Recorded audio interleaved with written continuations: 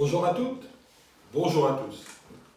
Avec Bernard Montillet, mon suppléant, maire de Guignes, une des communes les plus importantes du nord de la circonscription, nous tenions à quelques heures de la fin de cette campagne électorale qui va vous permettre d'élire un nouveau député, de faire le point. Effectivement, Patrick, nous sommes à 48 heures du vote. Je suis fier de la campagne que nous avons menée ensemble. Dès le matin de très bonne heure jusqu'au soir tard, nous avons rencontré des centaines d'électeurs. Nous leur avons expliqué nos engagements. Nous les avons écoutés. Et surtout, nous tiendrons compte de leurs difficultés et de leurs remarques. D'ailleurs, j'ai tout noté, afin d'en tenir compte une fois élu. Je veux remercier tous nos nombreux militants qui ont été formidables. Effectivement, sans eux, nous n'aurions rien pu faire. Alors Patrick, on a fait une super campagne, ça c'est sûr. Mais est-ce qu'on va gagner? Bien sûr, moi je suis très confiant. Nous avons été très clairs.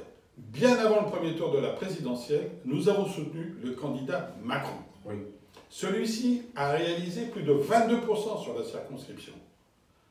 La candidate Valérie Pécresse, soutenue par le député LR sortant, a réalisé 5%. Il y a un an, les électeurs du canton de Morez-Montreux, qui représentent 60% des électeurs de la circonscription, m'ont réélu contre les candidats du député LR sortant. Et puis, un député de la majorité fera toujours beaucoup plus pour vous et votre territoire qu'un député de l'opposition.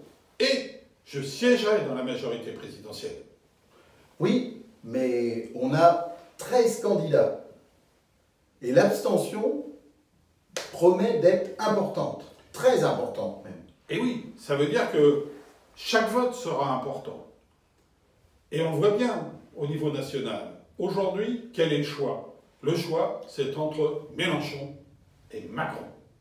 Mélenchon, c'est la ruine du pays, la ruine de notre économie, c'est la déstabilisation de la police nationale. Donc, il faut voter la sécurité, il faut voter le sérieux, il faut voter des députés qui siégeront dans la majorité présidentielle et qui soutiendront le président Macron. Dimanche, faites-nous confiance. Faites-nous confiance pour notre circonscription et aussi, et surtout, faites-nous confiance pour l'avenir de la France. Merci.